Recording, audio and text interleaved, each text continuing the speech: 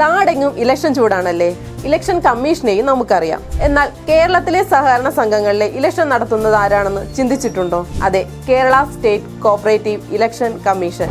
സഹകരണ നിയമത്തിലെ section 28B, rule 35B എന്നിവ പ്രകാരമാണ് സംസ്ഥാന സഹകരണ തിരഞ്ഞെടുപ്പ് കമ്മീഷൻ രൂപീകരിച്ചിരിക്കുന്നത്. ഒരു സംഘത്തിന്റെ ബോർഡ് ഓഫ് ഡയറക്ടേഴ്സിനെ തിരഞ്ഞെടുക്കുന്നതിനായി വോട്ടർ പട്ടിക തയ്യാറാക്കുന്നത് മുതൽ പ്രസിഡന്റ്, വൈസ് പ്രസിഡന്റ് തിരഞ്ഞെടുപ്പുകൾ വരെ നടത്തുന്നത് സംസ്ഥാന സഹകരണ തിരഞ്ഞെടുപ്പ് കമ്മീഷന്റെ നേരിട്ടുള്ള മേൽനോട്ടത്തിലാണ്. 3 അംഗങ്ങളുള്ള സംസ്ഥാന സഹകരണ തിരഞ്ഞെടുപ്പ് കമ്മീഷനിൽ ഒരു ചീഫ് ഇലക്ഷൻ കമ്മീഷണറും 2 കമ്മീഷണേഴ്സുമാണ് ഉണ്ടാവുക.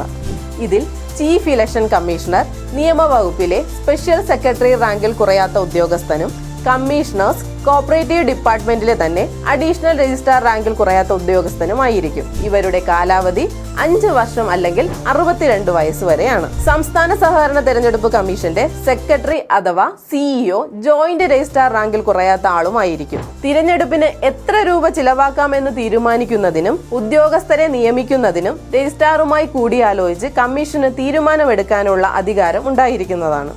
അപ്പോൾ സഹകരണ പരീക്ഷ എന്ന പോളിംഗ് ബൂത്തിലേക്ക് പോകുന്നവർ